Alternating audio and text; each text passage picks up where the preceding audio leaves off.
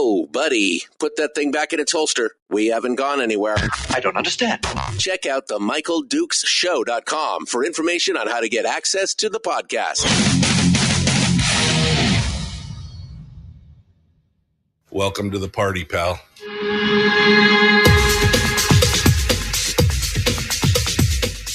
The Michael Dukes Show. The greed and the entitlement is astounding to me. What more could you want from a low-budget radio program? This is a dumpster fire. That was just BS. It is time to get a new perspective. We know just what you need, and we've got just the cure. Open wide and prepare for a steaming hot cup of freedom. I just don't fathom it. The Michael Dukes Show, streaming live across the world. Yep, across the world on the internet and around the state of Alaska on this, your favorite radio station and or FM translator. It is the Michael Dukes Show. Good morning to you, my friends. It is Tuesday, and as always, this day and hour of the program is being brought to you by your friends at Satellite West, from Birchwood to Buckland, from Wasilla to Willow, from the Matsu to Menchumina. I don't know if it actually reaches out to Menchumina, but wherever you are in the state of Alaska, Satellite West has got you covered. Whether it's texting, whether it's phone calls, whether it's sending emails, or just surfing the internet, Satellite West has got you covered. And they are proud sponsors of the program here. You can find a full list of their dealers over at satellitewest.com.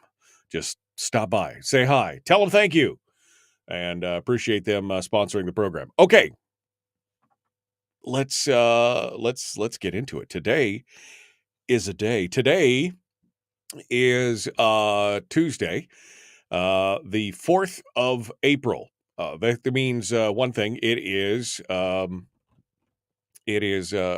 election day in Anchorage. Not some not so good news going on right now. They have low voter turnout. In fact, they have 235,500 registered voters in Anchorage as of the 5th of March. And Friday, the election center had received just over 28,400 ballots. That's 17% less than last year's count on the Friday before election. So the voter turnout so far is, especially since the last 5 regular city elections, has been pretty low, which goes back to my point yesterday, by the way. I'm sorry, I didn't mean to start off like right out of the gate with this, because most of you are like, I don't care what happens in Anchorage. What do you care what happens in Anchorage? I'm saying it's indicative of what we were talking about yesterday. People are they're just tired, man. They're just tired of the whole thing. And they're like, I don't even care anymore. And you can see it. You can see it in the voter turnout for this last election where you added ranked choice voting to the mix. And people are like, okay. And now you see what's happening in this election. Of course, in Anchorage, for those of you who've been following, it's exhausting, man. The give and take, the back and forth, the assembly versus the mayor versus the knockdown drag out and all that. But nope, people are like, no. 17% less than last year's count on the Friday before election. Now, that could all turn around. It could all turn around, and a bunch of people could vote today, and it would all be fine. I mean, you'd have to have an extra 10,000 people vote today. But, I mean, you've got 235,000 people, and you've got what is that? It's about 12% voter turnout. 12% voter turnout to decide the fate of the city. But again, I can tell you that most people are just like they're done. They're just like, this is madness. Anyway, interesting stuff. I thought I'd start out with that simply because it made my point for me from yesterday where you can't you just can't get weary. You can't grow weary in well-doing, man. You can't do it. You've got to you've got to keep going. Can't grow weary in well-doing. The voters, this is a quote from the story. Candidates across the spectrum say that voters are tired of the political toxicity and want the leaders to locally elected leaders to focus on solutions. That's who they're looking for. Is it leaders who will focus on solutions? Because they're tired. That I'm trying to figure out if that's a bug or a feature. Is it working as intended? And that's what they were supposed to do? They were supposed to drive everybody over to the edge, or what? I don't know. Anyway, that's just the story that I wanted to start off with today, simply because it made my point from yesterday. It's my show, and I'll do what I want. In today's program, we're going to be talking with Brad Keithley, Alaskans for Sustainable Budget. He's going to be joining us here in a few minutes, and we're going to take on the weekly top three. The weekly top three. Three big things that Brad believes are important for us to be discussing. Number one is going to be the productive discussion triggered by Ben Carpenter's sales tax bill, which we did get some input on yesterday from Carpenter himself, which I thought was an interesting discussion on a full fiscal plan. Also, we're going to talk about the upcoming House floor debate on the budget. It's going to be a huge one. I mean, there's still a $400 million deficit. But now they're using some machinations and stuff. There's going to be 80 amendments on the floor. They're expecting the thing to take the entire week this week to be able to go over this and figure all this out. And then finally, his final question is, how should the legislature react to the latest oil price surge? Hint, it should not be in a full spending frenzy. That would be the one right there. That would be the one right there. Just a full spending frenzy should not be on the list. That's definitely it right there. All right. I want to, before we get into that, so that's Brad Keithley. Then Chris Story is going to come on. We'll do some recap at the top of the next hour of what we talked about with Brad, my thoughts, and then we'll do Chris Story, and then we'll open up phone lines for you. But in the meanwhile, let me wind it back. This is a story that came out a couple days ago and really struck a chord with me. Because of my age. I'm less than 10 years. Was that 10 years? 12? What, you can draw it at 62, right? You could draw Social Security at 62, or is it 65? I'm right around 10 years away from being able to draw Social Security. And so this caught my eye. And I just got to say that I am seriously concerned. Not necessarily because I was counting on it, but that the elected leaders in this country, like in this state, just fail to recognize the reality of math, arithmetic, basic sums. They refuse to recognize it.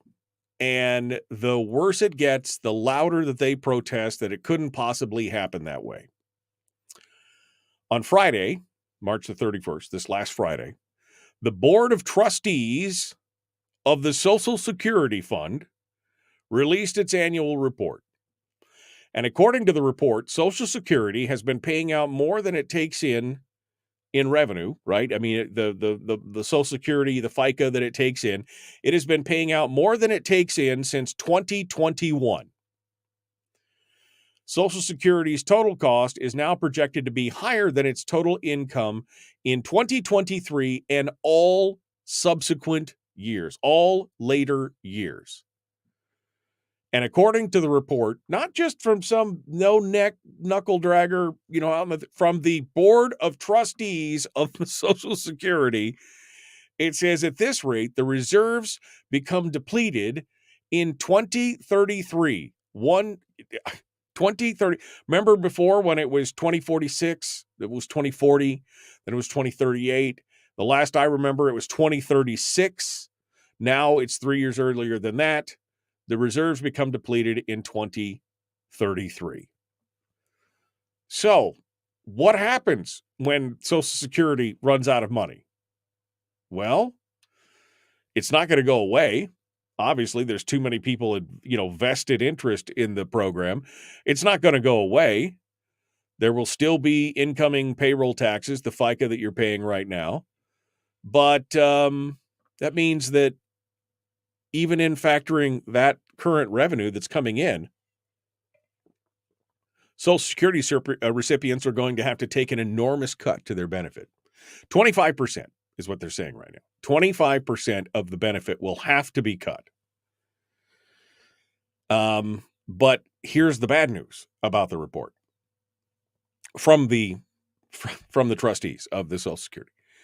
That 25% cut might be wildly optimistic. In their annual report, the Social Security lists the key assumptions of their projections, and those assumptions look like they could be a lot of rose-colored glasses going on. For example, they assume that inflation in the U.S. will return to the 2 to 3% and basically stay there forever at 2 to 3%. When we've been facing, they just make that assumption. They also assume that the U.S. fertility rate, which is a critical indication of the number of future workers and taxpayers, will be 2.0, which is an outrageously bad assumption, given the fact that the U.S. fertility rate hasn't consistently been above 2.0 since the late 1960s. They're making bad assumptions about what's going on here. But this is where they're at. This is where they're at. And of course, right now, politicians are doing nothing to address this. The reality is that this shows that France is going through the same thing right now. I don't know if you've been watching, but France is burning, right? Paris is burning right now with the sanitation workers unions taking to the streets and burning stuff. They got 5,600 metric tons of garbage currently rotting on the sidewalks. And it's all because they're protesting over the fact that the government wanted to raise the retirement age from 62 to 64 by 2030, so 7 years from now. And these people are throwing a riot. It's the same thing going on right now. We're going to face the same thing here in the U.S. because really the inevitable outcome is either the retirement age will have to go up, and they're already talking about whether or not they should raise it up to 70 years old before you can draw Social Security. Benefits will be cut substantially, or payroll tax increases will have to happen. Now, Eric Boehm over at Reason Magazine dug down into the details on that and said, according to the report, Social Security could be kept afloat for the next 75 years by hiking the payroll tax by 4.15% in 2034. The payroll tax is currently charged at a 16.5% rate, with employers and employees each covering half. That works out to a nearly 25% tax hike. So you would see a 20% FICA tax that you would have to split with your employer. Or, which just again lays it off on future generations. Or we could get our fiscal house in order and try and do something about it, which is just not, nobody seems interested in that. They all look around at you and go, there's not a problem. We're not going to touch Social Security. Don't worry, it'll all be fine. Pay no attention to the man behind the curtain. That's what's going on. So if you are counting on Social Security as being your retirement, you may want to rethink that. Just pointing that out. You may want to rethink that. Oh, God. All right. Well, the definition of insanity and all that. We'll be back with more. Brad Keithley's coming up. The Michael Duke Show. Common Sense Radio. Back with more after this.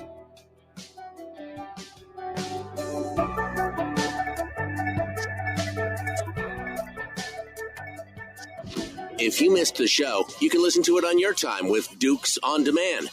Oh, and it's free. Like America used to be. Streaming live every weekday morning on Facebook Live and MichaelDukesShow.com.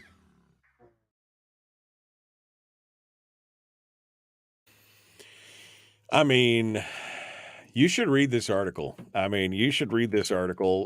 Eric Boehm over at Reason because there you go.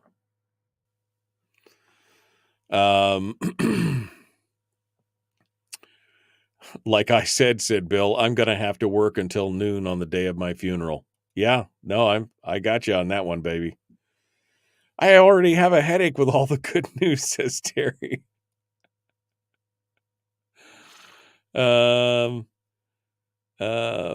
What? Right? You're forgetting what? Oh, you're forgetting that the government is planning on being a full-on rainbow-worshipping communist before 2033, so Social Security won't be an issue, right, comrade? Da, comrade. No Social Security for you. We'll take care of it. Do not worry. The state will take care of you. All for one. Right? To each according to his needs. Da. That is what is going to happen. Once I'm dead. All right. So we're getting ready to go in. Let me see what else good. Wait. I know. Print more money. Yeah, I mean, that was one of the options in somewhere there. 67. Is it 67? Oh, good. I got some time. I got some time before it all runs out, and I'm not going to get any anyway. Why did I think it was 62? I must have gone 2 out. I was thinking, okay, that's right. 65, and then it went 2 years up. So 67. Anyway, they're actually talking about increasing the age of Social Security to 70 years old. Wait. Oh God. All right. Let's go over and see. Let's get squared away. Let's just do it to it, shall we? We'll get Brad Keithley on the line. I mean, because we're looking for that positive uplift, right? We're looking for that positivity. That's what we're looking for here. So we're bringing Brad Keithley on. Hey, buddy. I mean, you're in desperate shape if I'm supposed to be the voice of positivity. Yeah, I mean, I'm just setting the stage for the beatdown that I'm sure you're about to bring here on the thing. How goes it? How are things in your world? Things are doing great, Michael. I mean, I'm still above the ground. I'm still looking forward to Social Security. I'm doing great. Yeah, still looking forward to Social Security. I'll take it one day. You could start drawing at 62, but won't receive your full benefits, says Donna. Thank you, Donna, for the clarification there. As you can tell, I'm not really counting on Social Security. I don't even know all the details of it. All I know is that it was a big pot of money that the government just couldn't wait to take some cracks at. And now, of course, we have some similarities here in the state of Alaska with that, right, Brad? We do indeed. We do indeed. And there'll be a judgment day there's going to be a judgment day for Social Security. We're approaching our judgment day faster. We're draining our reserves faster. So I said that earlier maybe it was yesterday or last week. There's a reckoning coming. It's like an alcoholic or a drug addict. They can't even admit they have a problem. They have to hit absolute rock bottom before they go, oh, I think I've got a problem. And I'm thinking here in the state of Alaska, I mean, that's what's going to have to happen. We're literally going to have to crash and burn and be like, we don't have enough money to run the state left. I mean, now we just don't know. What do we do? We'll have to hit rock bottom.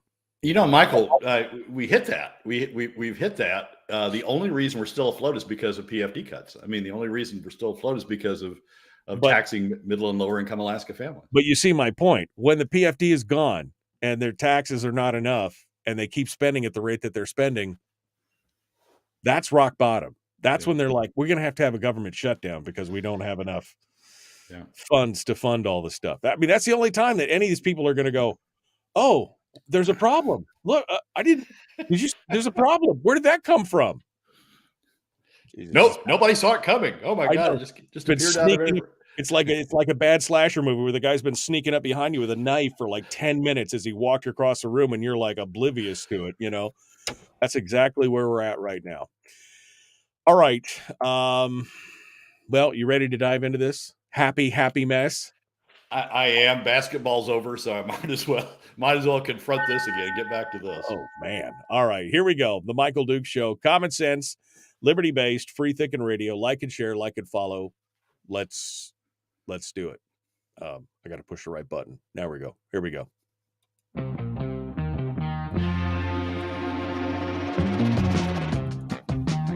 The Michael Duke Show. Seriously humorous with a pinch of intellect. Sorry. That is humorous. Here's Michael Dukes. Yeah, I mean, I don't know anything. I just been griping about this stuff for 20 years, and nobody pays attention to it, but it's like I'm Nostradamus or something, man. I can prognosticate it. Welcome back to it. It is the Michael Duke Show, Tuesday edition of the show. We are joined right now by Brad Keithley, Alaskans for Sustainable Budgets, who comes in for the weekly top three, which is, of course, the big three items that he thinks we should be paying attention to. And it's kind of topical because yesterday we had a discussion with Ben Carpenter about a full-on realized fiscal plan, which, of course, included, in part, his new plan on, or his new bill about a sales tax. And that just happens to be the number one on the Brad Keithley discussion list for the weekly top three. The productive discussion triggered by Ben Carpenter's sales tax bill, which Ben was quick to point out is all part of the, in fact, I sent him a text and said, do you want to come on and talk about your sales tax bill? And he said, no. I was like, whoa, just no. He says, no. He said, I want to, but I do have time to talk about the fiscal plan that includes the PFD solution, a spending limit, a CIT reduction, and a sales tax. So you could see which direction he was going here. Brad, take it away. Your thoughts. Well, I think Ben has done a tremendous service in floating the sales tax out there. It has started the discussion about the need for revenues, not only in the nooks and crannies of government, but I think it's brought it out into the broader package. And I think he did a great defense of it yesterday on the show in discussing why he feels the need to have the sales tax revenues as part of the overall fiscal plan. So I think he's done a great service in starting that discussion. It's been interesting to watch the reaction, but I think the reaction is useful also. The reaction is from the right, from those who don't want taxes of any sort, has been, oh no, we don't want those taxes. We don't want those additional revenues. We just need to cut spending. I think Ben did a very good job. That's been the reaction. I think Ben did a very good job yesterday explaining why that's not realistic. As he said, if you send 60 people like him down there, you'd get it done. But that's not what Alaskans have done. That's not what Alaskans are going to do. So I think that's been a useful discussion to sort of face the reality that face the reality for some, that cuts only isn't going to be the total solution. It's been really interesting to me to watch moderates, so-called moderates. The initial moderate reaction was sales taxes. Oh, they're hugely regressive. We can't have that. We need to be doing something else. You can't impose this burden on middle and lower income Alaska families with a regressive sales tax. And then that has provided an opening to go, you think sales taxes are regressive? You've been voting for PFD cuts, and PFD cuts are far and away more regressive than sales taxes. And it's been really interesting to sort of watch the dawning realization on some moderates that, oh my gosh, yeah. It has been a useful mechanism to help educate that the PFD cuts are regressive, and indeed they're the most regressive fiscal tool out there. And I think it has. It's not yet, but I think it has the potential to bring some moderates back to a sales tax, complaining all the way that sales taxes are regressive, but recognizing that sales taxes are much, much, much, much, much less regressive than PFD cuts. So if regressivity is what you're concerned about, and the impact of fiscal tools on middle and lower income Alaska families, if that's your focus and that's your concern on 80% of Alaska families, if that's your concern, then yeah, sales taxes aren't perfect, but they are much better than PFD cuts. And I think that dawning realization probably has been, well, to me, has been perhaps the most important contribution that Ben's proposal has made. It's gotten it out there. It's gotten the issue out there in a way that I think has made some people realize that, yeah, sales taxes are bad from a regressivity standpoint, but they're better than PFD cuts. I hope to see that conversation continue. What's led you to believe? Have you seen some comments from some of these people where they're going like, "Oh, well, I guess PFD cuts are regressive." Have you seen that kind of stuff? I've heard some conversations by some moderate, so-called moderate legislators along those lines, and we'll talk about the PFD vote on the House floor in the second segment. But you can see, I think, some of that showing up in some of the votes on the PFD, that they're concerned about the regressive impact of the PFD. And I think there has been, I've heard some conversation behind the scenes, but I've heard some conversation that there's a recognition that sales taxes are less regressive and aren't all that bad. I mean, that the initial knee-jerk reaction was, oh, sales tax is bad. Can never support sales taxes because of regressivity. PFD cuts are far worse. And then sort of silence on the from the outside, but behind the scenes, right. I think there's been some discussion about, oh yeah, wait, yeah, if sales taxes are better than PFD cuts. So I think that's a plus. Look, I'm not, as I've talked on the show before, I'm not a big fan of sales taxes. I think they're regressive. I think they have I think there's a better way to do this in terms of a flat tax, so that all Alaska families have the same stake in the game. And I'm concerned that sales taxes don't trigger the top 20% in a way that we need it.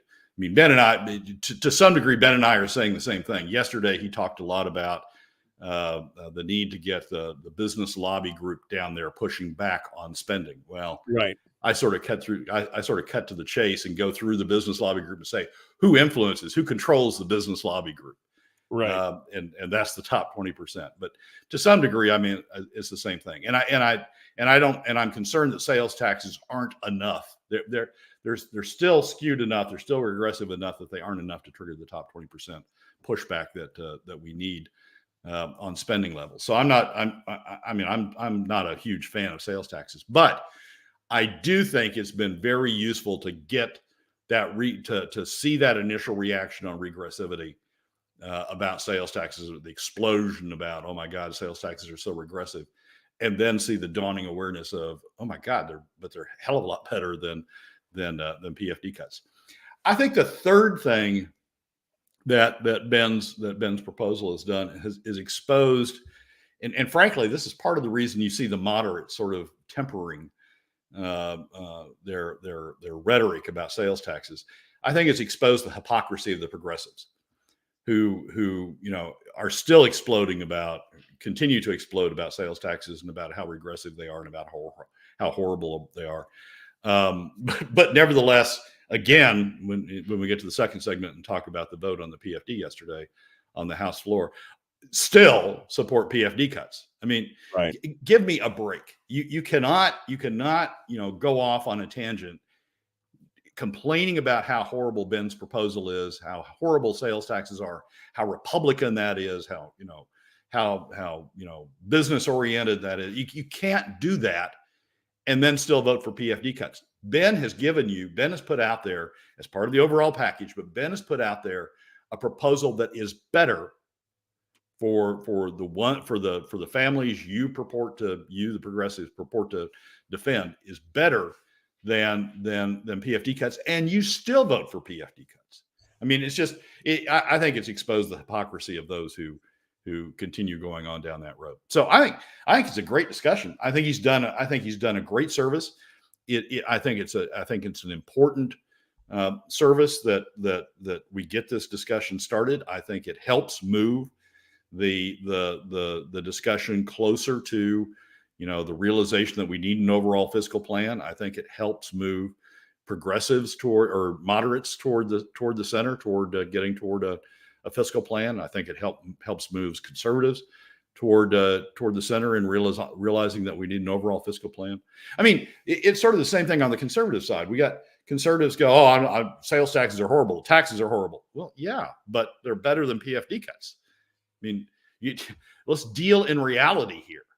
Right. When you replace PFD cuts with sales taxes, you've improved the lives of 80% of Alaska families, of middle and lower income Alaska families. What? And yes, I know you want cuts only. Yes, I know there are those out there who are screaming for cuts, but that's not, I mean, as Ben explained yesterday, that's not happening. So for you to continue to go down the road of cuts only, I'm going to oppose all taxes, and leaving us with the only solution being continued PFD cuts, you're as hypocritical, frankly, as the progressives are, who continue to say sales tax is bad because they're horribly regressive, and then continuing to vote for PFD cuts. What do you think of Ben's point here of basically trying to tie it all together into a fiscal plan? I mean, I think nobody has done this that I can recall since I started covering politics. Nobody has talked about this full fiscal plan with all these different points. Obviously, this is the Fiscal Policy Working Group, but here's Ben behind the scenes trying to organize and orchestrate this whole thing so that all these bills come together at once. I mean, it's a monumental undertaking, but I think it's what's needed. I think it is too, Michael. And I took your point in the conversation yesterday about, we're going to prioritize one and push it ahead of the others. That, to me, practically, that doesn't work, because what we want to prioritize, protecting against PFD cuts, constitutionalizing the PFD, and then we'll think about other revenues. That's just not going to work with the other side. So I think Ben has got it exactly right in pushing all of these things together as part of a package. I mean, that was one of the takeaways, maybe the key takeaway from the Fiscal Policy Working Group, which that all of them have to move together. Politically, all of them have to move together, right, in order to achieve the solution. Yes, we like some more than others. We like the spending cut side. We like the protect the PFD side, constitutionalizing the PFD. We like the spending cap side. But we got to realize that, as Ben said, if there were 60 of him down there, it'd be a different result, but there aren't. We got to realize that there's others who aren't going to support this package in the way it needs to be supported. You got to get 2/3 to get the constitutional amendments done. In the way it needs to be supported, there's going to be others that won't do that without some assurance on the revenue side. So, give us a tease for number 2 here real quick before we have to go. Well, number 2 is a sort of a talk about, or a discussion about, the bill that's on the House floor, the budget bill that's on the House floor. Some big votes yesterday. They didn't push them to the end this time. They put them at the front, and we're going to talk about those and the importance of those and what those mean going forward. Brad Keithley is our guest. Alaskans for Sustainable Budgets. We'll be back with number 2 of the weekly top 3. We'll return to more right after this.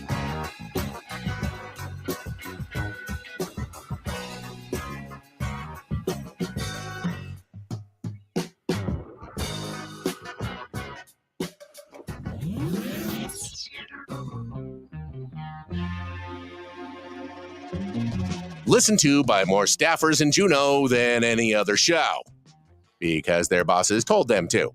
And after what they just heard, oh man, they're going to be pissed. You're a bad, bad man. The Michael Duke Show.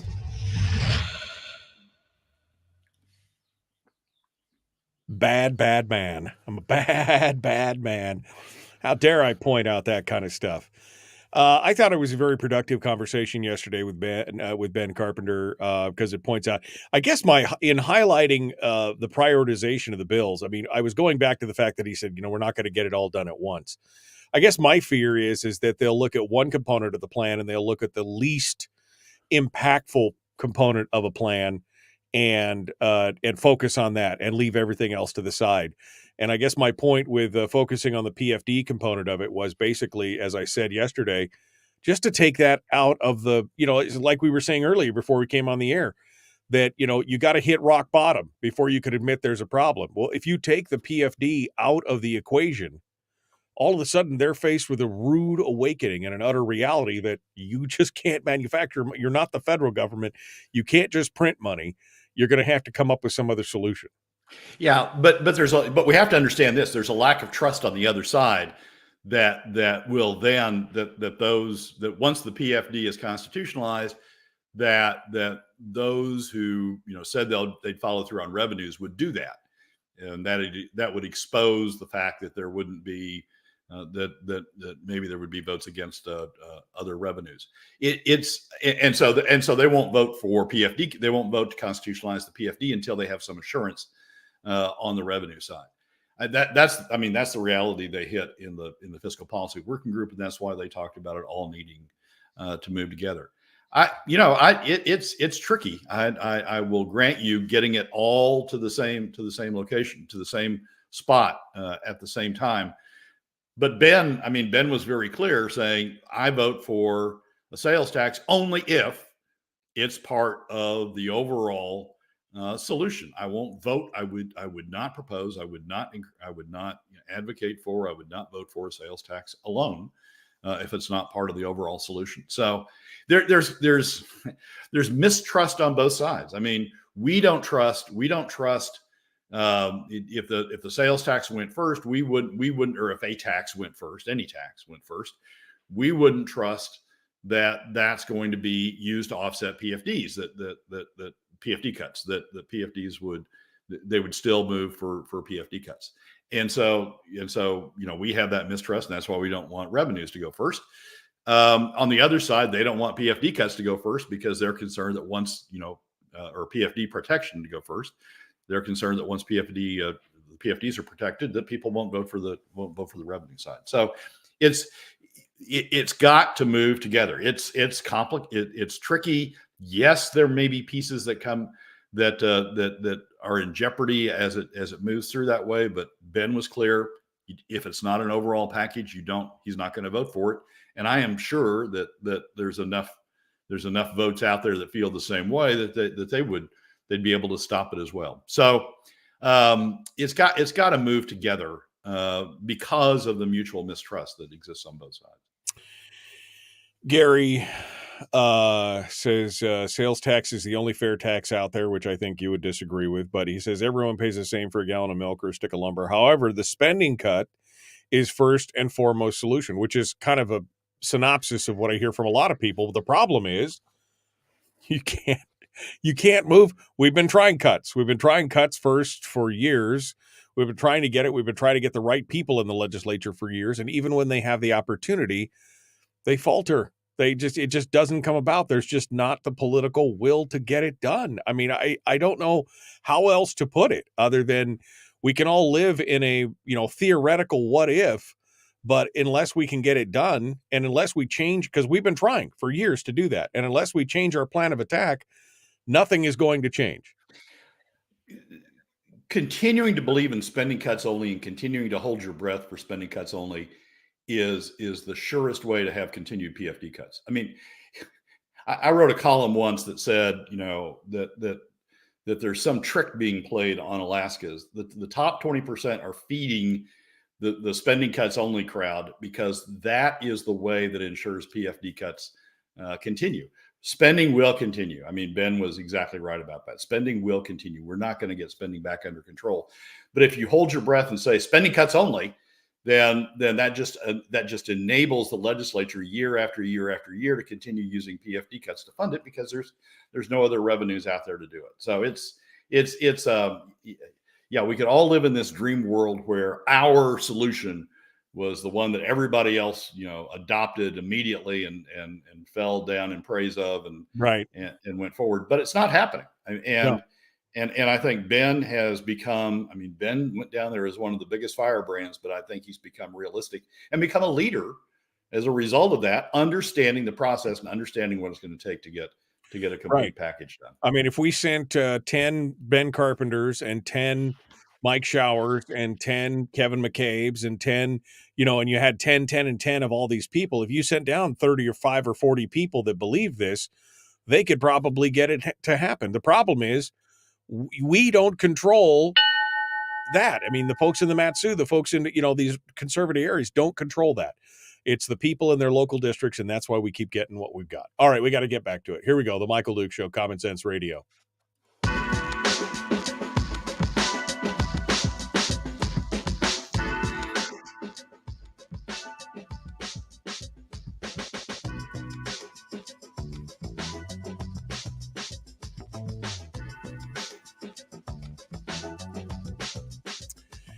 Brad Keithley is our guest, Alaskans for Sustainable Budgets. It is the weekly top 3. We're on to number 2, which is talking about this upcoming marathon session that the House is going to have as they go over this budget process. Brad, your thoughts on what's coming up?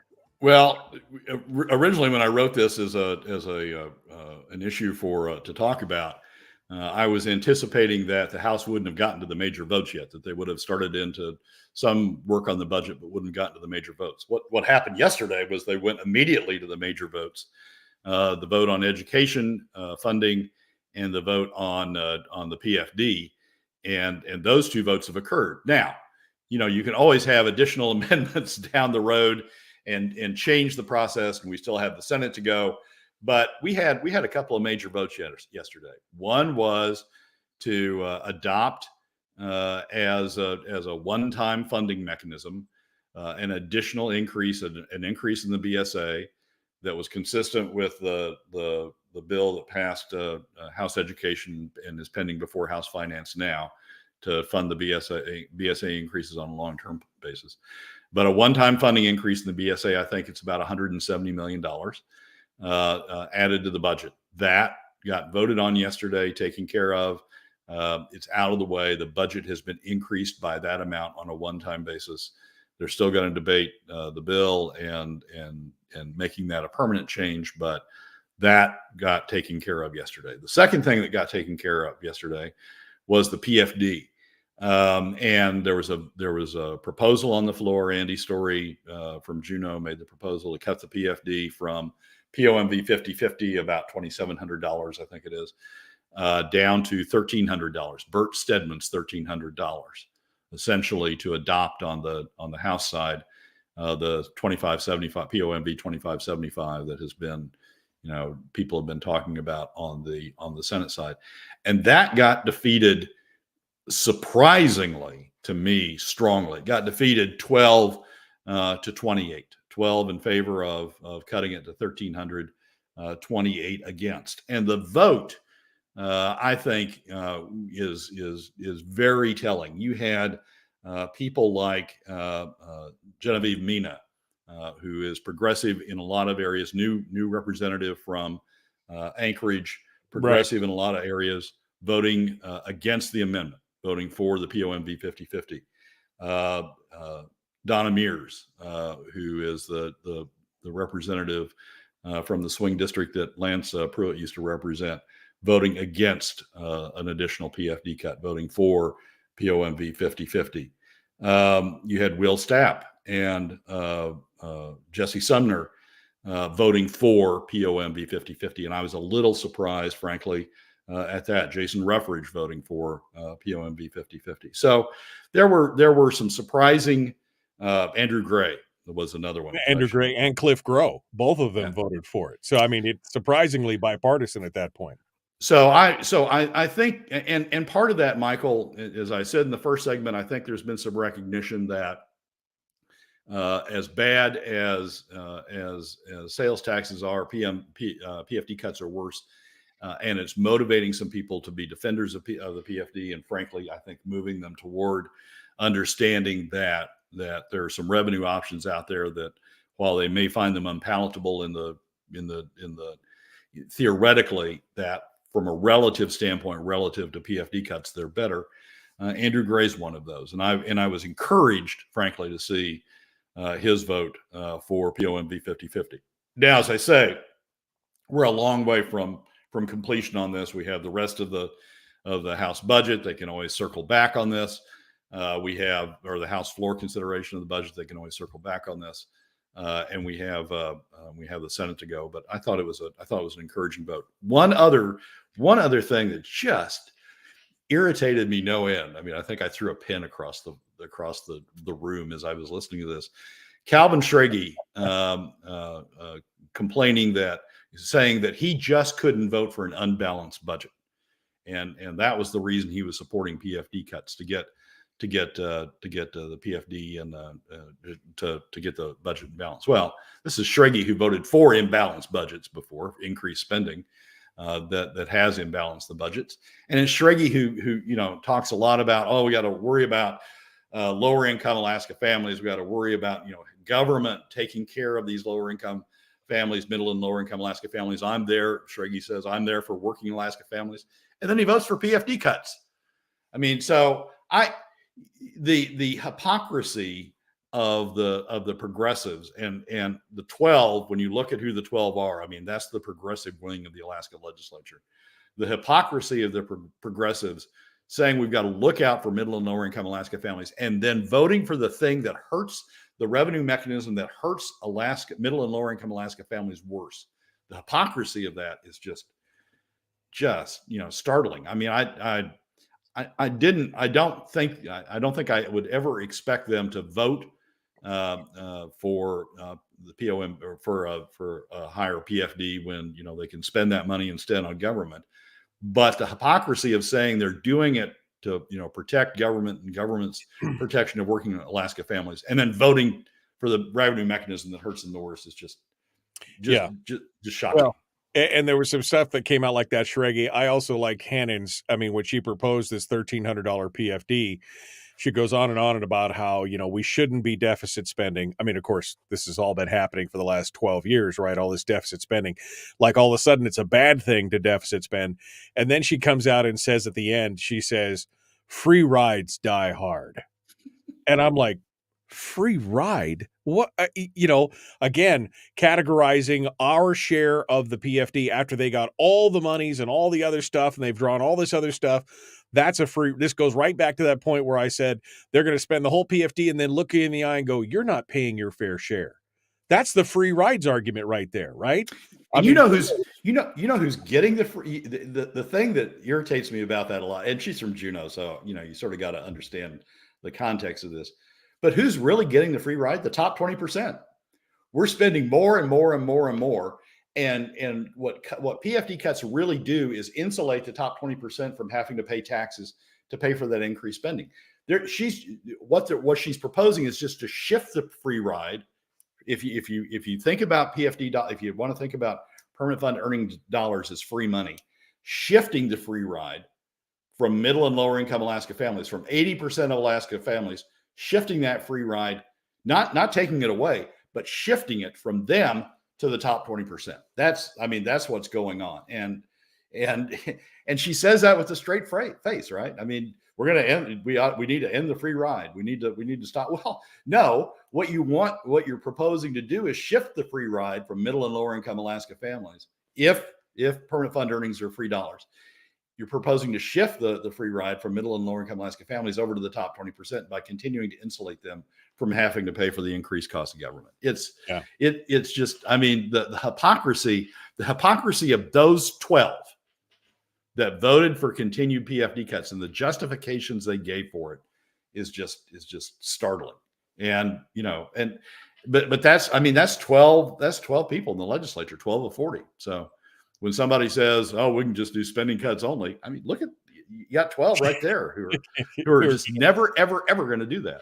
Fight against it tooth and nail. All right, well, let's move on to number 3, which is how should the legislature react to the latest oil price surge? And again, my thought would be immediately to say, let's not go on another spending spree. But Brad, what do you say? How should they react to the new oil price surge that's coming and expected to increase? Ignore it. I mean, the best advice is, if it happens, okay, it'll put more money in the CBR. Finally put some money back in the CBR. Finally start paying back the $12 billion loan that we have out of the CBR. If it doesn't happen, if it's not sustainable, which is the more likely case, we won't have wasted any time worrying about what impact it could have. Now, there are those commentators out there who are already saying, "Oh, well, the efforts behind the fiscal plan are over. There's not going to be an effort to get a fiscal plan done because of the oil price increase. Everybody will, sing happy days again, and we'll say that we'll claim that we're off the hook again." That's not going to happen. Oil prices go up, oil prices go down. We've seen that. And we need to ignore what may be, in fact, a very temporary blip in oil prices as a result of the Saudi actions. I mean, the world is not moving into as deep a recession as initially feared last year. Energy prices have softened, in part because weather in Europe was more mild, and so they didn't feel the impact of cutoff of Russian supplies as much as they otherwise might. There's no guarantee that continues, but the world is moving into a less solid economic time. The Chinese don't want oil prices to rise. I mean, the Chinese are net importers of oil, net users of oil. They don't want an increase in prices any more than anybody else, and they have the ability to push back on that as well. They're one of the big purchasers of oil, both from Russia and from Saudi. So they have the ability to, I mean, they have a lot of strategic reserves they can call on. They can push back on price. So it's not, we shouldn't, there should not be a loss of focus on getting a fiscal plan done simply because we have a small price blip going on in oil currently. As I say, if it does exist, if it does persist, then the additional revenues will go into the CBR, and that's good. It's more likely it doesn't persist, and we just need to continue on down the road that we've already started on, recognizing that we have to get our fiscal house in order.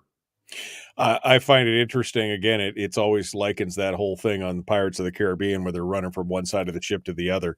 Oh, it's a deficit. Oh, surplus. Oh, deficit. That just seems to be the constant problem here. Brad, final thoughts, less than 60. Give me what you thought.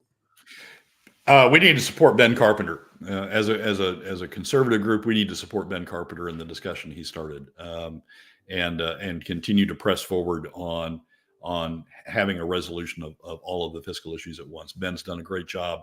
We need to be supportive of that. I would not disagree with that. I think that his yeoman's effort here to try and bring all these pieces together at one time is something that, like I said earlier, I haven't seen in all the years that I've covered the legislature. And it's finally the first time that we've seen a long-term fiscal plan be proposed and actually have a chance of going anywhere. We just need to get enough support behind him to make it happen. Brad Keithley, Alaskans for Sustainable Budgets. Brad, thank you so much for coming on board. Michael, as always, thanks for having me. Yep, appreciate you coming in and doing this. Folks, we got more coming up. Hour 2 dead ahead, including Chris Story.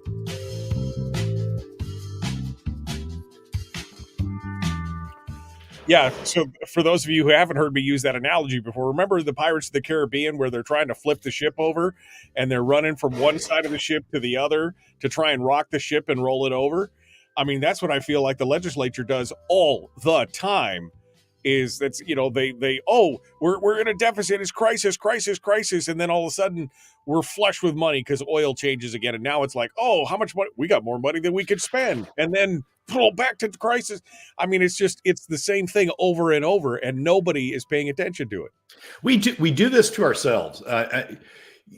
When you look at our fiscal policy, we use averages over time to determine the percent of market value draw.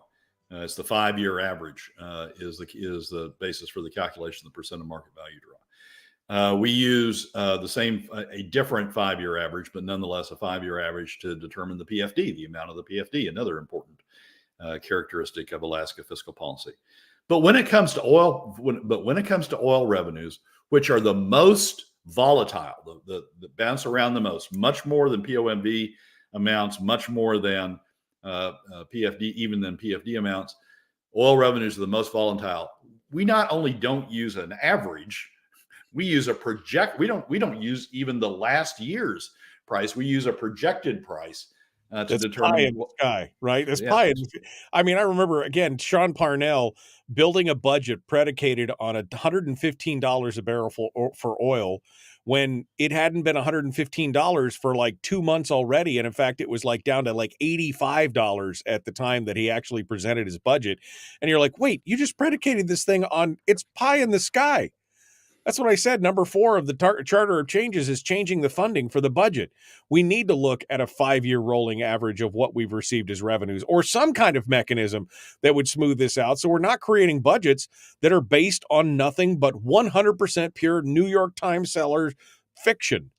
Yeah, exactly. I mean, I wrote a column a few weeks ago that talked about, using a 10-year average and smoothing that with sideboards, that it couldn't go up any more than a certain amount from year to year, or down a certain amount from year to year, and truly developing a savings mechanism that ran the surpluses in and then used the surpluses in the years that oil prices were down, like we do essentially like we do with POMV and with the PFD. In those two mechanisms, we've recognized that predictions are not the way to determine revenues, or not the way to determine how to fund those, or how to calculate those. But with our most volatile revenue source, we continue to use this prediction mechanism. So if anything in this time of oil prices starting to bounce around, we ought to at least use an averaging method consistent with the method we use for the POMV and the PFD to determine what oil prices are. We shouldn't just run, like a dog with a bone, run to the latest oil price and say that's going to be the target, and we can base our budget on that. We need to have a much more solid, reliable, consistent, steady revenue source. I mean, that's we've talked about this on the program before, but that's what's gotten us into this trouble. We have years where oil prices roll up. We develop a bunch of programs around that. We say this is what we think is a state, how we ought to be creating a state government, and then oil prices roll down. But we've created all these programs, we've created all these expectations, we've created all these constituencies that are then government funded constituencies that have the money to go down to Juneau to lobby for a continuation of it. We've created all these constituencies to continue spending. If we would have had a stable revenue through all of the stable oil revenue through all this by using an averaging method like we use for POMV and PFD, we wouldn't have had those surplus spikes that then created all those programs that then have pushed us into these problems. Every time I look at this, I think of for most of my adult life, I've been in sales, and sales is a variable industry. You get paid on a certain commission, and some years are great and some years are not. And I keep thinking that this is like, you had 2 or 3 great years, maybe early on in your career, like really high years, and you build a lifestyle around that. And then the market tanks, or your industry changes, or something goes wrong. And all of a sudden you're living on 2/3 of what you were making before, but you've built this whole lifestyle up around it, and you just can't cut it. You just can't see yourself. That's exactly what's happened. They built a lifestyle up around, the highest 3 years of their income, and they can't figure out why they're having problems for the rest of the time, because they're not making nearly the same amount of money. That's exactly what's going on here. Yeah, and running to the other side of the ship and saying, "Oh, oil's going to save us again." Oil prices are up. We don't have to worry about a fiscal plan. I mean, that's just going to perpetuate it, right? Because we're going to sustain all these programs, maintain all these programs. That then when the price drops out of oil, the bottom drops out of oil, that we're then going to run into the same problems. Ben has us on a track as chair of Ways and Means. Ben has us on a track, and the majority has us on a track to find a fix to this, a permanent solution to this. And probably part of that ought to be addressing how we do oil revenues as well. But Ben has us on a track to find a fix to this. We need to stay on that track. And he's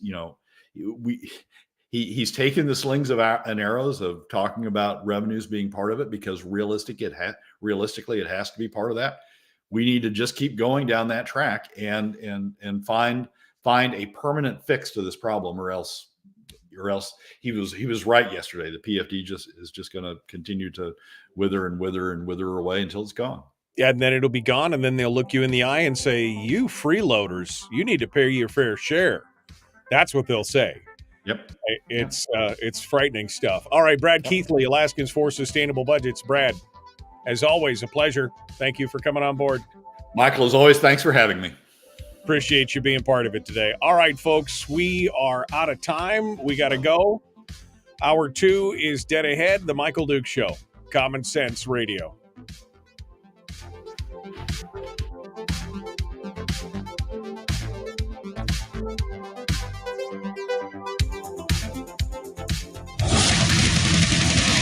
Whoa, buddy. Put that thing back in its holster. We haven't gone anywhere. I don't understand. Check out the MichaelDukesShow.com for information on how to get access to the podcast. Welcome to the party, pal.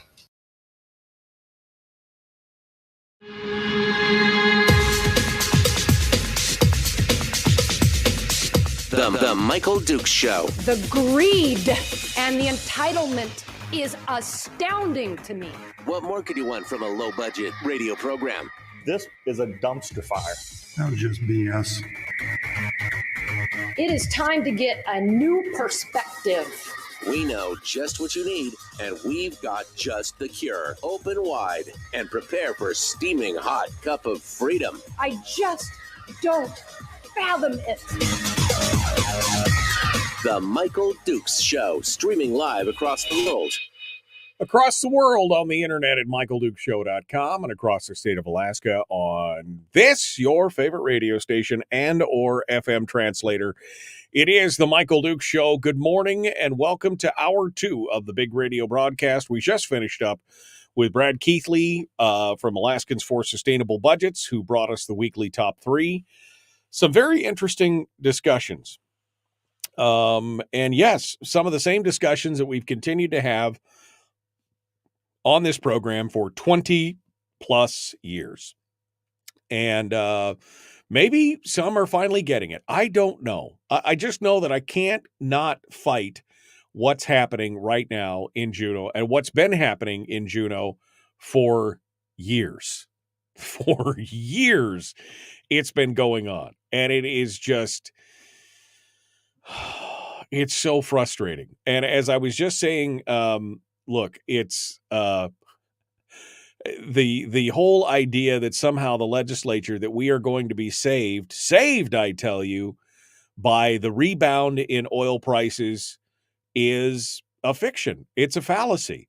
We all remember, well, I mean, for those of you who watched it, we all remember the scene from Pirates of the Caribbean, the second or third one, when Jack was dead and he was in the afterlife and the ship was upside down, or it was right side up, or whatever it was, and they needed to flip the boat over. And so they just keep running from one rail to the other, back and forth, port to starboard, trying to rock the boat. And that's what we are doing in this state.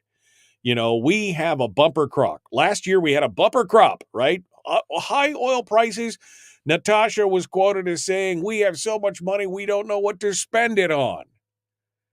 And then we immediately raced to the other side of the boat with this year. Oh my God, we've got a $400 million deficit plus another $600 million. We've got $1 billion deficit over the next 2 years. We don't know what to do.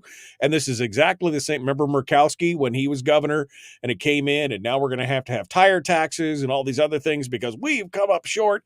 And then just a couple of years later, Palin is paying us all a heating oil subsidy because the state is so flush with money, they don't know what to do with it. They poured millions into the CBR, and then immediately we race back across the ship because Parnell's like, oh, we got to spend. So then we spend $15 billion out of the CBR over the subsequent 5 years because we just don't have enough money to make it happen. We are racing back and forth across the deck, acting and just praying that the next oil spike will bring us back to where we need to be. With no plan, just betting on the vagaries of the market and and hoping that the oil prices, because we built our whole economy, our whole budget around this volatile commodity called oil, which goes up and down, which we have no control over, which, as you see with what happened with the Saudis shuttering in 1 million barrels a day, all of a sudden that could be great, or they could flood the market tomorrow.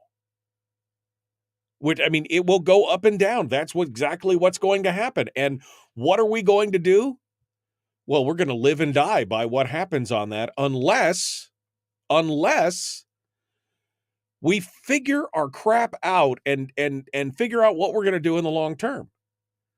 I'm in agreement with Brad. I mean, there should be when we're figuring budgets in this state, there ought to be some kind of averaged metric, whether it's 5 years or 10 years or whatever, to look at what we've received for revenues and build it based on that.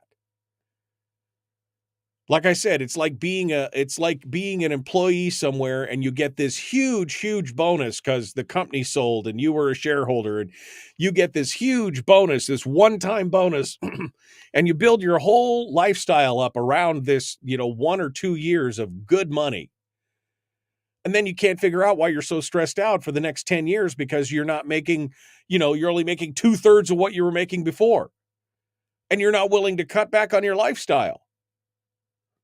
That's where we are right now. During times of plenty, we create all these beautiful, great programs that everybody wants and needs and everything else versus what we're, mandated to provide by the Constitution. But we put all these things in there and then the money drops out again. And now we've got to fund all these things. Or we create these programs that are, funded by, well, it's free money. Man, the federal government's going to pay for that. Oh, don't worry about that. The federal government's going to pay for that. Sure, for the first 3 years, maybe the first 5 years. Then you've created this huge program that sucks up all the oxygen in the room. And then the Fed says, okay, we're done now. Now it's on you.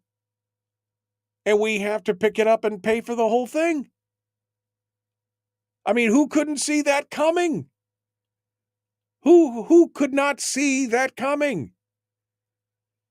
I still remember having a conversation with the chief of staff of the borough, Fairbanks North Star Borough Mayor's office, the chief of staff.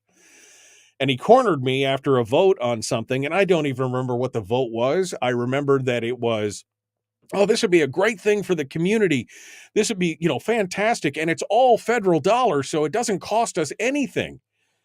And I voted no. I voted no on it. And he cornered me. He's like, why would you vote no on that? This is free. I'm like, well, first of all, it's not free money. It's federal tax dollars, which means that it came from us or other people in some other state, one of the two. And I said, secondly, there's an added cost to this in the long run for ongoing maintenance and all these other things. And who's going to pay for that? Well, the people really want that. Well, the people should vote it up then if that's what they want. If they really, and it was a dog park. God, I don't remember what it was. But all I remember saying is, if they really want that, they will go ahead and tax. They will come and they will solicit it from us, and we will tax the people on their property taxes to do it. I'll still vote against it because I wasn't. But he just looked at me like it's free money. It's not free money. Have you not figured that out? That money comes from somewhere? Maybe it's not from our tax dollars because we take in more federal tax than we provide in this state. We get more tax dollars than we actually put into the public treasury. But somebody in Poughkeepsie has paid taxes and is now funding some dog park or AstroTurf field or I don't know, something, which I'm sure in and of itself is a great thing if you want to pay for it. And even if we were getting gobs of money from oil and tourism and, carbon offsets and whatever it is even if we had gobs of money, the question we continue to need to ask ourselves is that a function of government? Should it be a function of government to do X, Y, or Z? Or are we just creating a constituency that we will have to pay for forever? Is that government's job? Now, the problem is, as I've said many times, the problem is overall is that we've got a group of people out there, God love them, who believe that the only way society can move forward is with the direct, benevolent intervention of government. We couldn't possibly do it by ourselves. We need government there to just take care.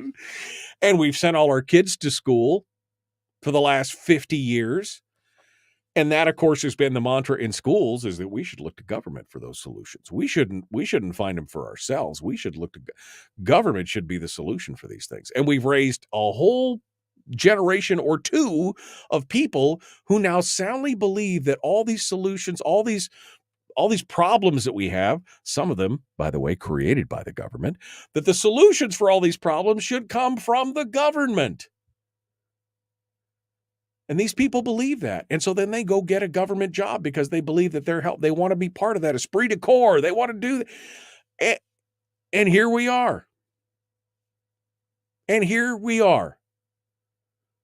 Spending $15,000 for every man, woman, and child in the state on government. Just look around you. Look around your household. How many people are in your house? How many people are in your household? 2, 3, 4? I mean, if your mom and dad with the 2.1 average kids or whatever it is, that's 4 people in your house. That means that the government is spending nearly $60,000 a year. $60,000 a year for your household. What are you getting for that? What are you getting for $60,000? And even if there's only one person in your household and you're living on a fixed income, $15,000, $14,300 and whatever it is, for almost $15,000. What are you getting for your $15,000?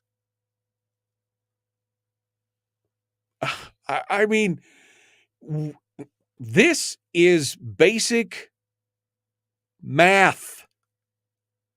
You cannot continue to spend more than you take in and expect that it's going to all end swimmingly. You cannot do it. But these no-necks go down to Juneau and they're like, well, we need the kids and the thing and the pay raises and pensions and we need to do that. I mean, how tone deaf do you have to be when the state's still in a recession, still recovering from COVID? We have deficit spending and you accept a 67% pay increase. Not only do you accept it, you actively try to block some legislators' attempt to stop the pay raise until next year. Well, is it because you've been in the legislature for 20 years and you've been vested in the system and you're looking for those top 3 years of pay so that you can fluff out your own retirement? I mean, I'm sorry. Did I say that out loud? What are you getting for all this government spend? Well, it's not you, Michael. It's the people who need it. It's the people who are down there, the thing in the... Okay, great. But 60,000, I mean, I got 6 people living in my house. So it's $90,000 a year that they spend on my behalf in government. $90,000 a year. What am I getting for that? And yes, even if we took, because Harold's going on and on about all the oil thing, even if we took in an extra 5 or 6 or 7 or 800 million or $1 billion in revenue, what would they do? They'd spend it all. They'd spend it all. They'd spend every dollar of it. Why? Because it's become a habit. Because that's all they can do. They get down there, they get in their little bubble in Juneau. They got people coming through their day 6, 7, 8, 9 times a day telling them a sob story about how they need the money for this very, very just program, which I'm sure it is. I'm sure it's important. The question is it government's responsibility to do that? Yeah, we get walking trails. We get an 800-mile walking trail. That's what we get for our $90,000 a year.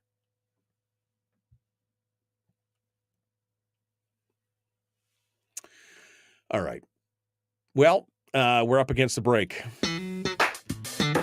Chris Story is about to join us, and hopefully he'll pull us back on track. My blood pressure's fine. I mean, again, I've been doing this for 20 years, folks. I've been talking about this kind of BS for 20 years. That's just BS. That's what we're doing. All right. We got more. Chris Story's up next. The Michael Duke Show. Common Sense Radio.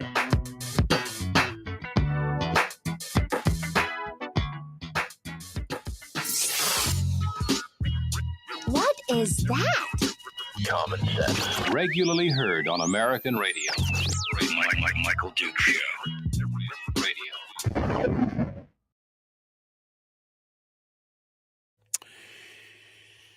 My blood pressure's fine. I mean, I don't have a problem with that.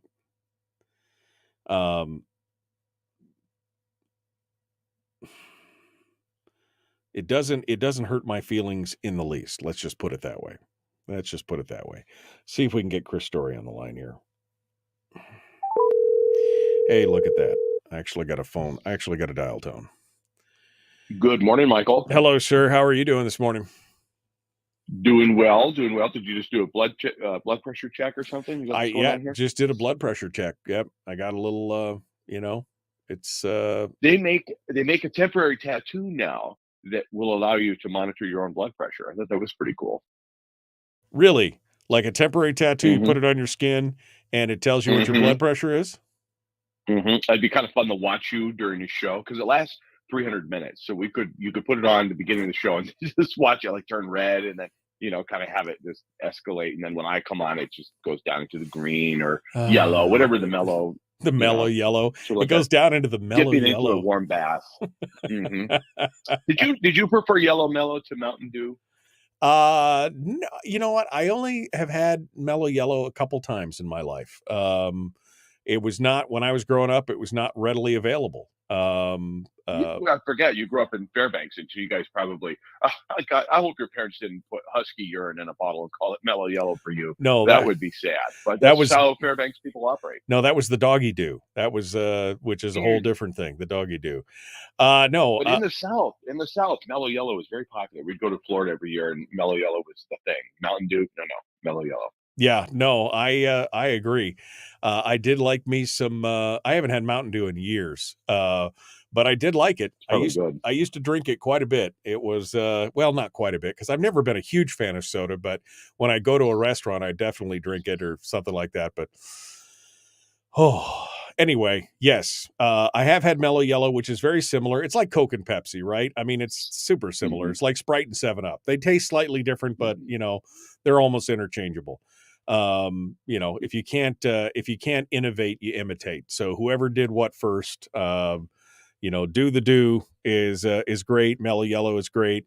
Although I had to question their whole idea behind naming the thing mellow yellow, especially when there was always those little signs in the bathrooms, especially of older houses and homesteads where you didn't want to use the water all the time, when it was like, when it's mellow, when it's yellow, let it mellow. When it's brown, flush it down, kind of thing.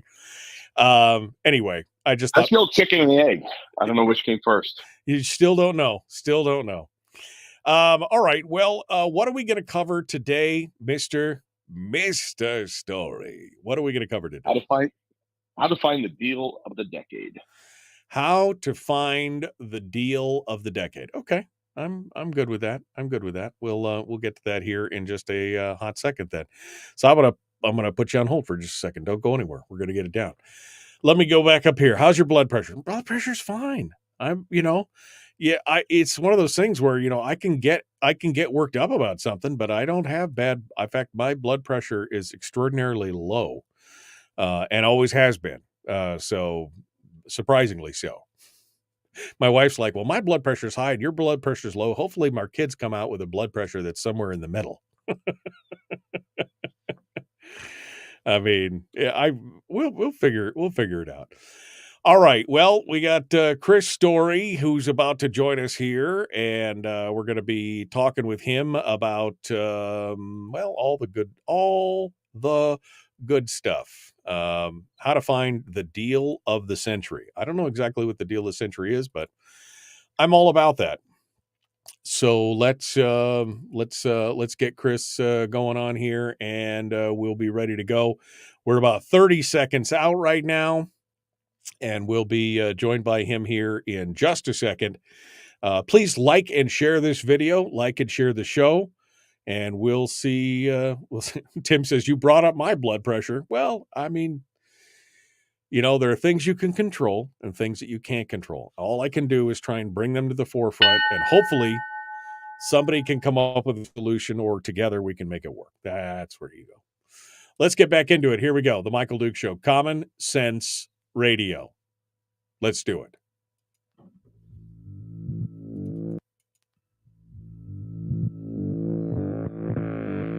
Public enema number one. Oh, wait, sorry. Public enemy number one, which makes more sense. On the other hand, he's a little bit of a pain in the Michael Duke Show. Yes, public enemy. Well, wait a minute. Is that right? That's right. Okay. Public enemy number one. The Michael Duke Show. Common sense, liberty-based, free-thinking radio. Hour 2 continues. We bring on, everybody's worried about my blood pressure in the chat room for some reason. I don't know why. I'm not upset now. I mean, I just was very passionate about it. When I get upset, you'll know because I get a little shouty. That was just being passionate. Talking about somebody who's passionate about making people better, making their lives better. It is Chris Story, the guru of positivity. Good morning, my friend. Good morning, Michael. Thank you for having me back. Today you're going to tell us on how to find or pay attention to or look out for the deal of the century. The best deals in life. What give me some rundown here. What are you talking about? Well, leave it to you to make it bigger than what I had in mind. This is your show. I'm a salesman. Deal of the decade. I'm a salesman, right? I was, decade, deal of the year, deal of the decade, deal of the, it's the whatever. Deal of the century. Deal of the century. It's the deal of the century. Tell me how we can find the deal of the decade / century. Well, first of all, I would like you to accept this premise that the deal of the decade comes around about once a week. And once you've accepted that and you take that on, you take that premise on its face and you just lodge it into your mind as it's a fact. Once you've accepted that, then you can move into step 2, which is to actually understand that deals aren't found, they're made. You don't just stumble upon a deal. And as Tony Robbins talks about success, he says, rarely does success interrupt you. I say the same thing about deal of the decade. Rarely is a great deal going to interrupt you when you're otherwise doing something else. Now, every now and then, you're going to just stumble upon something and go, my God, I can't believe this is happening. I'm going to invest in this. This is amazing. But I'm positing the idea here that you have to be on the lookout all the time. You have to keep your eyes wide open and you have to be ready to take action and understand your market. So those things combined, first of all, accepting, yes, there are deals made every single week. And you might look at it later and go, man, that was the deal of the decade. Well, you could have made it if you'd been looking and understanding that deals are not just, as they say, stumbled upon. It reminds me of a friend of mine. This friend was the luckiest person I'd ever known. One day I came into the office and he had this full-size inflatable kayak on the filing cabinet. I'm like, where did this come from? He goes, I want it. I just won it yesterday. I'm like, man, I never win anything. And then it dawned on me, I never enter any of the drawings, the raffles, all the things. He was constantly entering, right. And I wasn't, and I don't. And I just looked like he was so lucky. It's the same with deals of the decade. It's the same with your friends who just invested in a fourplex you didn't even know was available. And if you had known it was available, you might not have known it was a good deal. You might not have known what the rental market was. You may not have known what the whole real estate market around you is. So I suggest that you become aware that the deal of the decade does come around once a week and it's made, not found, and then put on glasses. And once you accept these things, it's a little bit like in the movie National Treasure, where Nicolas Cage's character put on the Ben Franklin glasses and suddenly he could see the world differently. Suddenly he could see the hidden map, the hidden treasure map. And that's the same here, that there is treasure in your own backyard. It's all around you. But once you put these glasses on, that's when you begin to see it. And it comes to life and it comes out 3D right at you. And then you can partake. We've talked about this before. I mean, it was the old axiom that, opportunity knocks. But you got to be standing by the door. You can't be in the lazy boy across the room, or upstairs asleep in bed. When opportunity knocks, you got to be there at the door to open it. You got to recognize it. And that's the thing we've talked about with getting your mind right. Sometimes you don't even recognize opportunities that are right there. And only in hindsight, like you said, only in hindsight. I told the story about the Bitcoin thing, where my buddy came on the show to talk about Bitcoin when it first came out, and he transferred me $3 in Bitcoin or something over that we did the thing on the air where he gave me the app and everything. And later on, I was like, boy, I should put some money in that. And his $3 in Bitcoin later on was like 400 and something bucks. And I'm like, man, if I had just dropped a little bit of money, if only I'd seen it, if only I had seen the opportunity. And, that's the thing. You've got to be aware. You got to be looking. Yes, agreed. Now, if step one is to be aware that deals are made, then step two, as you just said, is to look and keep your eyes open. And I think the other part of it is understanding that you may not be ready to enter the market right now. Like going to your Bitcoin analogy, maybe Bitcoin isn't for you right now, but if you're not watching the market, you're not knowing the ups, the downs, the ins and the outs, you don't even know what a wallet is. And I'm talking about for Bitcoin. You're not going to ever be part of it. Same thing with your real estate market in your own backyard. If you're not it's I think it was Malcolm Gladwell referred to it in his book Outliers, like a fingertip feel. Like you get a fingertip feel for playing an instrument or writing a book or hosting a radio program like Michael Dukes or whatever it is that you're spending your 10,000 hours at becoming or doing or mastering. You begin to operate sort of almost at a mastery level of understanding, and that comes first. And it's okay if you're starting at zero and you decided to set a goal of, I'm going to say $10,000 to begin investing. No problem. Still, right now, know your market. Look around, observe, start talking to people, start paying close attention. So when you're ready to pull the trigger, if we can still say that, I don't know if that's triggering for people to say pull the trigger, but if you do pull the trigger, you're going to know exactly what you're getting into, and you're going to have that fingertip feel and sort of a mastery of your own market. Because watching CNBC, watching the major national news, even statewide news, isn't understanding your market. Those things impact your market, but your market is truly in your own backyard, and you can become a master in it, such that when you hear some news, you hear something come down the pipeline, you can automatically intuit how that's going to impact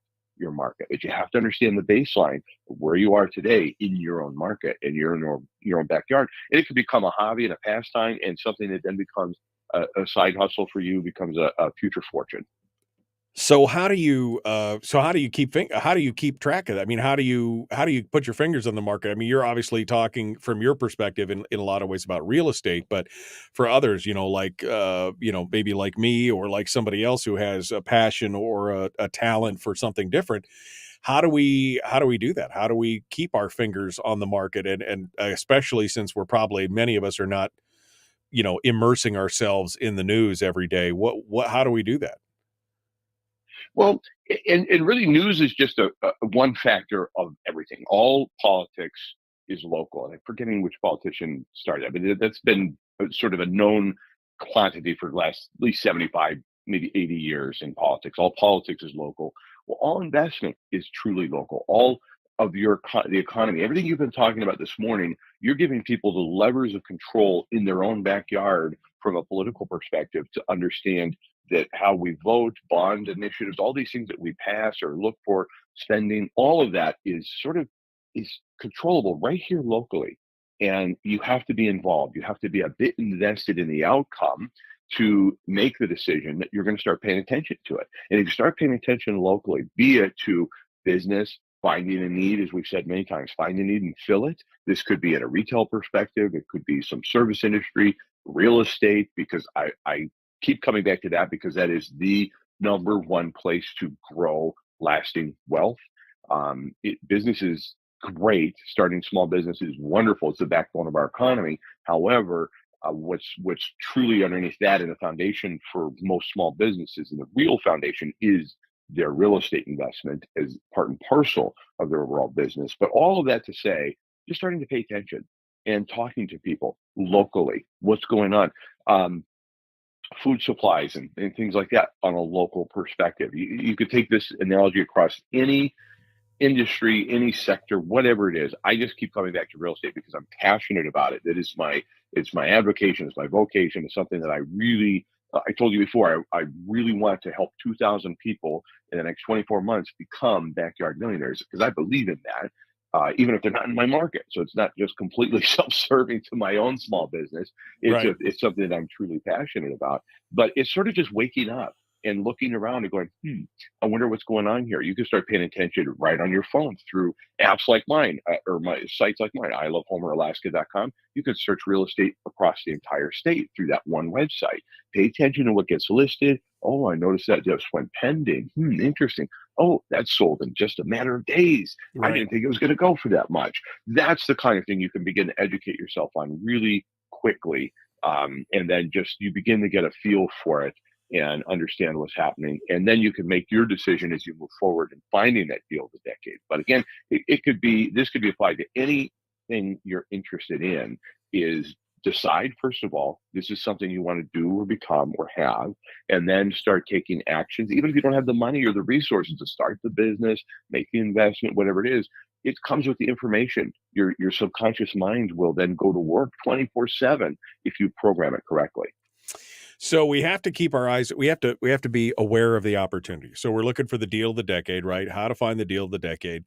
So the first thing is to open our eyes to opportunity, which I think in some ways also comes back to what you and I talk about a lot, which is basically getting your mind right, figuring out what you want, because if you don't know what you want, if you don't have a destination, you'll wander everywhere.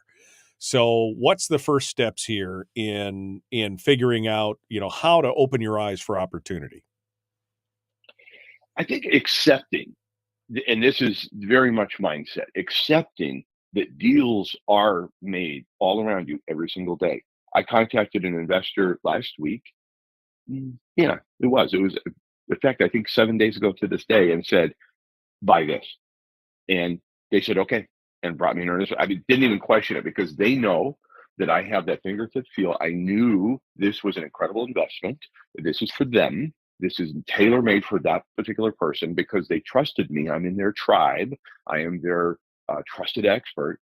They said, okay. And I helped them literally last week, the deal of the decade, helped them make an incredible return. Now they haven't sold it yet, but you make your money when you buy. And that's what happened last week. It can happen for you once you decide. And this person has decided long ago and put me to work for them. But not just that, I'm feeding her information constantly. So she's got that fingertip feel and the trust in me. So all it takes is deciding.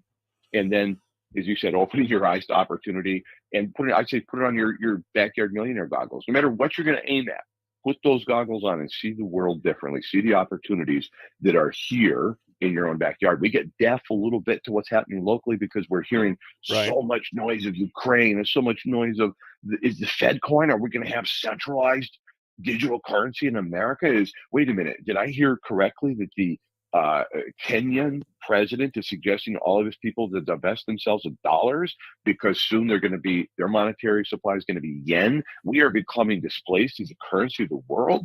All of that is important to know and understand, but none of it is going to make or break your long-term wealth if you're ignoring what's happening in your backyard. All that's important. The noise of the world matters, but what you're doing in your backyard locally, be it from a political perspective as you're talking or an investment perspective as I'm talking, none of it's going to matter to you if you're not taking control of the levers with which you have your hands on, which are right here. One thing before we go that I think is important is the note that we can't always do it alone. In fact, you just talked about having a group of people, having, you're expert in this field or that field. I mean, those are all things that we can't do it. We have to have people, we have to surround ourselves with people who are experts in fields that we're not, that may be tangential to the things that there is that kind of idea that we have to work with others, right? It's $1 million word. I love the word tangential. Thank you, Michael, for using it today. I'm only here. It was my word of the day on the calendar. What was I going to do? And you're exactly right. And you could call it a tribe, you could call it a mastermind, you can call it whatever you want to call it. It's irrelevant. What you do with it is what matters. And you have a network, you have a group of people. I call people all the time. I have a group of people around the country that I check in with that are real estate brokers like me, but I also talk to people around the state and here locally. I call other brokers, I call business owners, I call politicians around the state, I call my cousin in Florida because I want to know what's happening in Florida because it matters. It's a little bit like reading the tea leaves or, catching the canary in the cave, taking a nap, or is it dying? I want to know the difference. And so I'm constantly on the hunt for information, but also hyper focused locally. Tiffany and I have been making investments in our own backyard for over 20 years. And we keep thinking we're going to look out there and then we keep coming back and we're hyper focused. We know this market inside and out. We know that if we make a deal here, we know exactly what we're doing. And so every now and then, like I say, we look out but let's make the investment here. So being hyper focused in your own backyard, I think is a really good thing. We hear constantly the term scaling.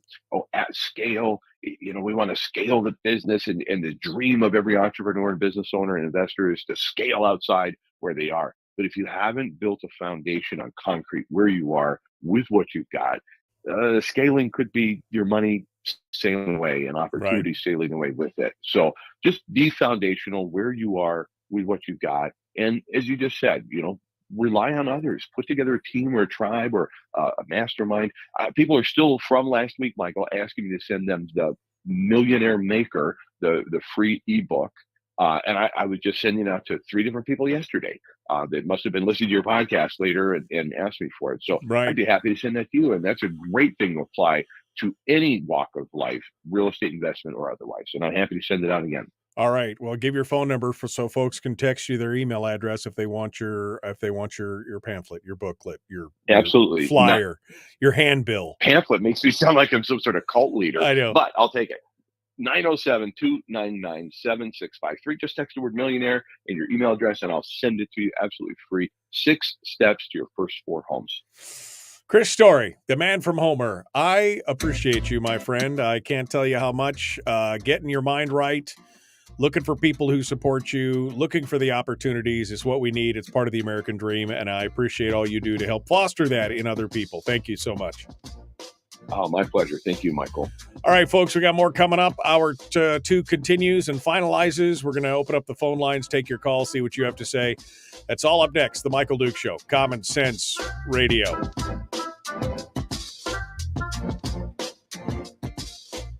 If you missed the show, you can listen to it on your time with Dukes On Demand. Oh, and it's free. Like America used to be. Streaming live every weekday morning on Facebook Live and MichaelDukesShow.com. In the break, final thoughts. Chris Story. I mean, we are talking more about real estate these days than before, but it's still, all the things still apply. It's just Chris bringing his life experience into the equation. What many call bringing the thunder. Bringing the thunder, Michael. You could just say it. Bringing the thunder. That's right. That's right. Yeah, you bring the storm, I supply the thunder. That's what happens. So I guess final thoughts here is, people just wanting to get their lives together. I mean, how many people are sick of that road of, work, home, work, home, work, tavern, home, work, home, work, tavern, home, work, home, work, home. I mean, it's just like they've developed this rut, right? That they can't see over the top of. They've worn such a hard track into it, and they want to do something differently.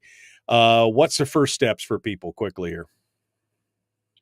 I think it's all about awareness, and it seems like every conversation we have comes back to the same word, mindset. It's how you think. It's why Napoleon Hill called his book in 1936, Think and Grow Rich versus Do and Grow Rich or what have you. Because if you don't think correctly, then you won't do what's necessary, or you won't do the right things towards whatever aim it is. And having an aim, having something you're aiming at in life is where purpose is derived from.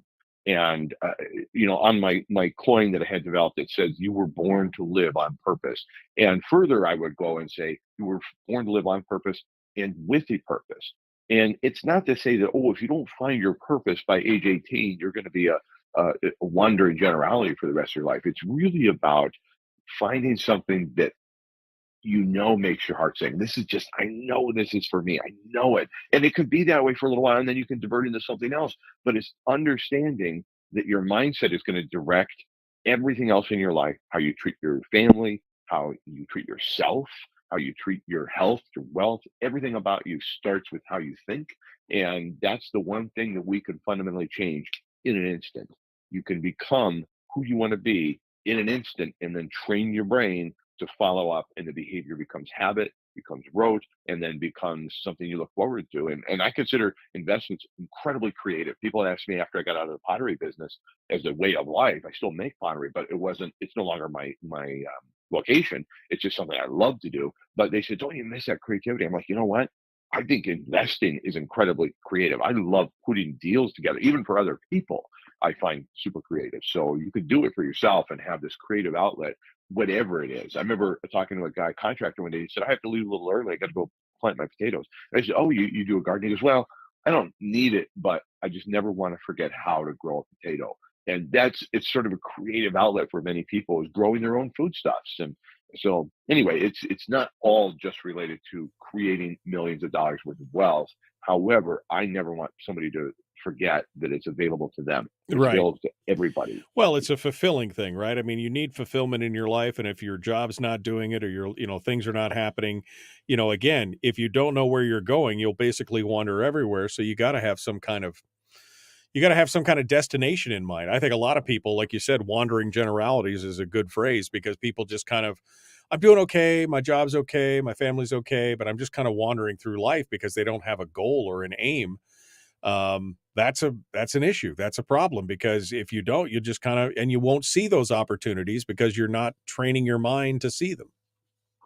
And they're so overwhelmed in this 24-hour news cycle, and there is so much negative news of the world that, we need to pay attention. Like I talked about, what's happening with our dollar, what's happening with the feds, what's happening in your local, like our city of Homer is going to spend $3 million to determine the feasibility of a $280 million harbor expansion. I want us to pay attention to that locally and statewide and figure out, is this a conversation we want to have? But I don't want that to become your entire day, to where it just gnaws at you and it becomes your way of life. No, I think we get stuck in that and participate. Yeah, no, I think we get stuck in that, especially on the national level. We're so wrapped up about, who's doing who's betting who's getting arrested, who's doing this, who's stealing from so-and-so, and what's going on in Washington. And we get so wrapped up in it, we forget about the stuff that's right around us. We just, especially those things that we can't control. And then that's when the blood pressure spikes, because we can't control it. We know it should be fixed. And we're just so, again, go right back to the local, what's going on in your own backyard. So I think it's good. Yeah.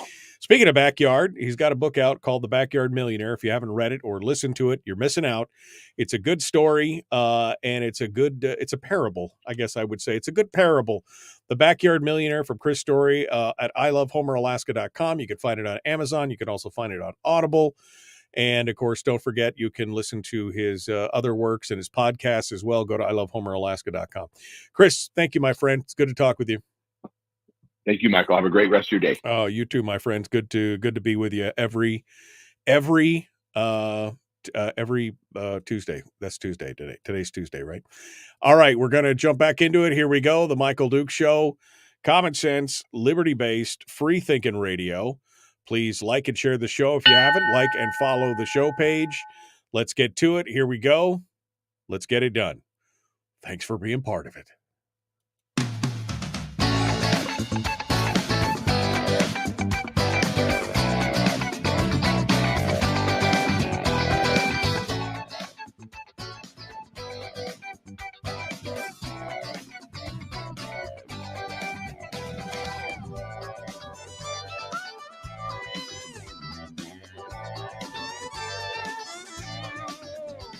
All right, one final segment today on the program, and I have decided that we need to open up the phone lines to see what you have to say, because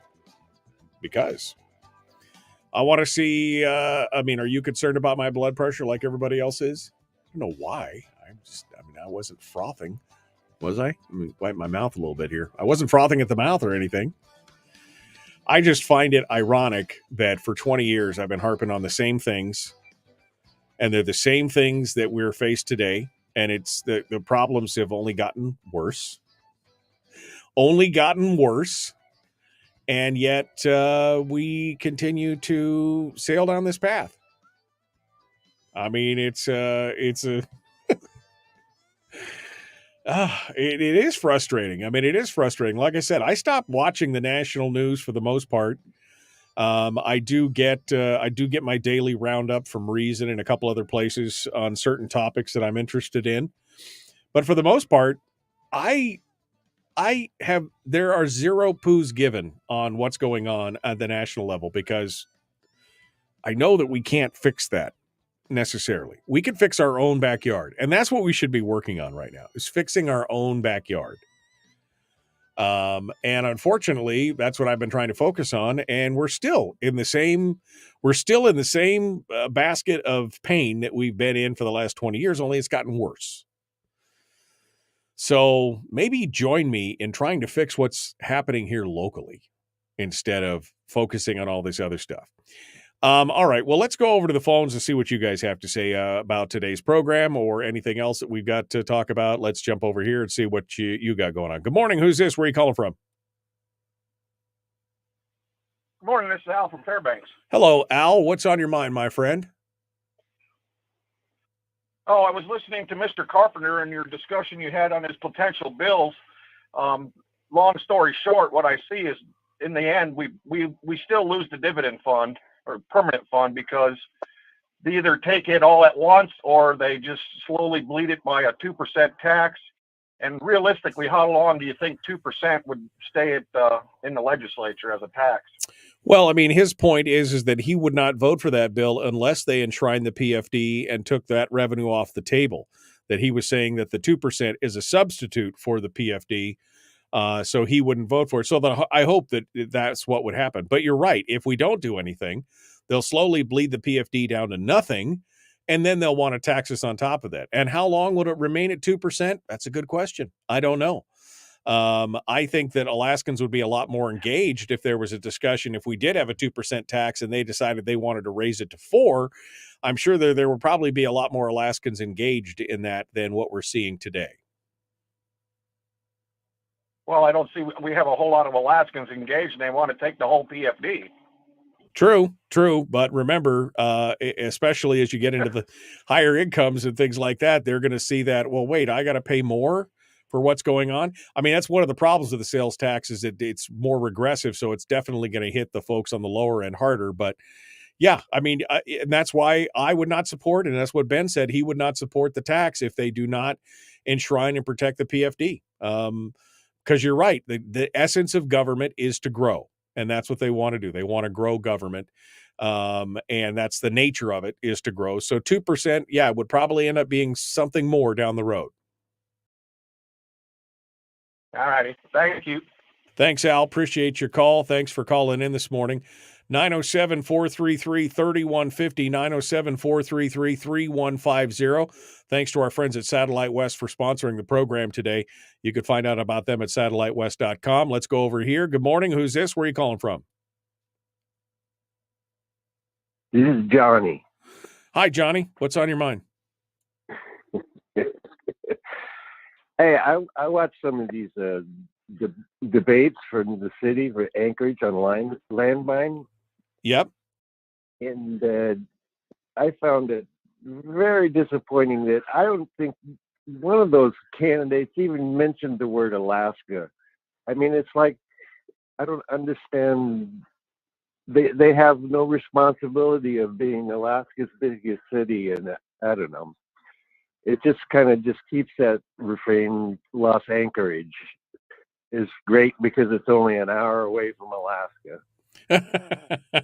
Well, I mean, in all fairness to those people, they're talking about a debate in the city. I don't know if they if they're looking at Anchorage's place in all of Alaska. So in fairness, I guess they're focusing on what they should focus on, which is the city of Anchorage. But I mean, it is true that sometimes I think that there is a bit of a disconnect from what's happening there.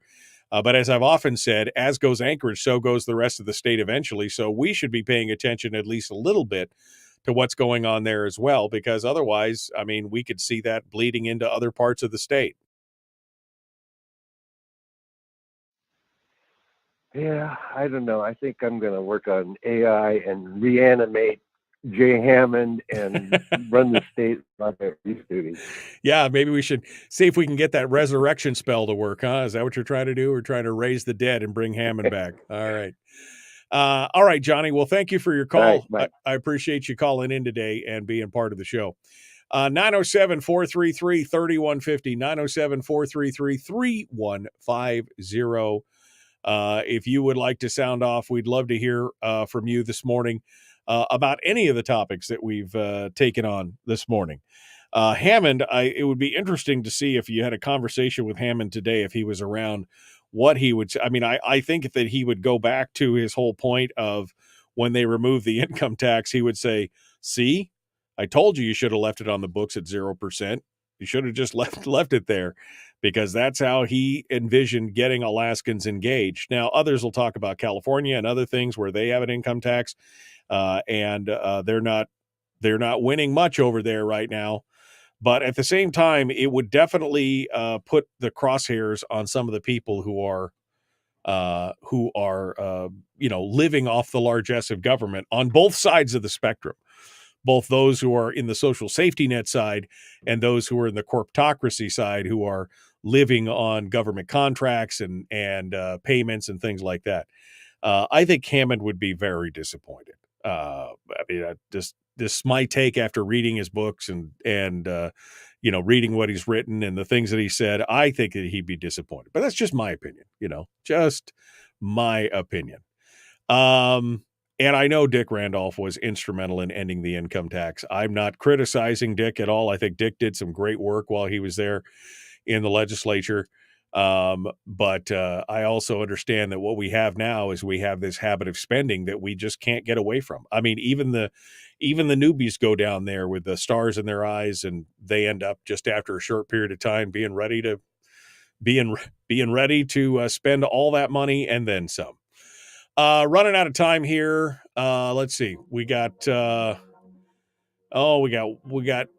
any time. I don't think. We don't think we have any time. We got one call coming in. No. All right. So we're going to be back. We're going to be back tomorrow. Mike Shower will be joining us on Thursday. Sheldon Meyer comes in to talk us about mining in Alaska. Working on some other guests as well. Hopefully we'll have something a little lighter side. Thanks for coming in and joining us. The Michael Duke Show. Common sense, liberty-based, free-thinking radio. We will see you tomorrow, my friends. Have a great day. Be kind, love one another, live well.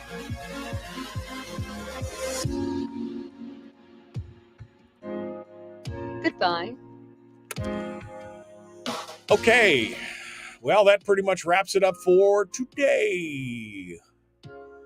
I appreciate all you coming in and being part of it. Thank you for coming in. We will see you guys tomorrow. Smile. Be kind. Love one another. Live well. We'll see you then. Have a great day.